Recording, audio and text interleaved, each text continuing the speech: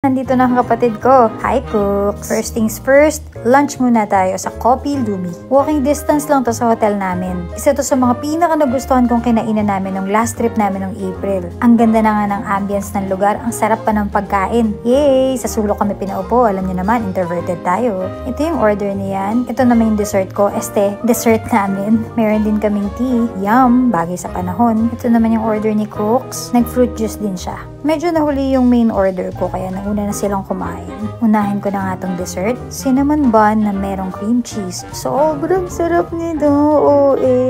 Wait, picture muna bago maubos lahat ng pagkain. Ayan, dumating na yung order ko. Akin naman ay grilled chicken. Shucks, ang bango. Ang tender ng chicken, ang fresh ng vegetables. 10 out of 10. After ng lunch, lakad na kami to the train station. Di pa nga nakaka-check-in, gala na. Ganun talaga para sulit ang pinamasahe. Yung train station nila rito parang airport na rin, ang ganda.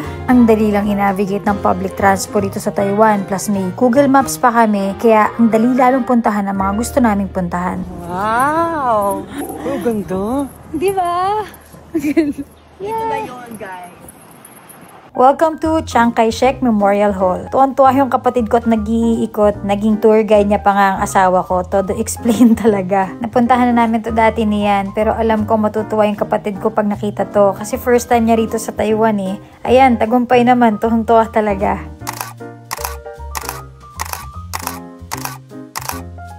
Taipei 101 Building. Yan naman ang sunod namin pinuntahan. Pumasok kami sa loob to buy tickets para makaakyat kami sa taas. May slight fear of heights ako, kaya good luck na lang sa akin. Kaya natin to, Cookie. Fighting! Kumakabog-kabog na nga ang dibdib ko paakyat. In fairness, sobrang bilis ng elevator nito. Hindi mo mararamdaman na nasa 80 plus floor ka na pala. At ayan na nga, sabay-sabay na nilambot ang mga tuhod namin. Pero in fairness, kahit nakakatakot, napakaganda talaga ng view dito. To me, worth it siyang puntahan. Iba rin kasi makita ang Taipei from this angle.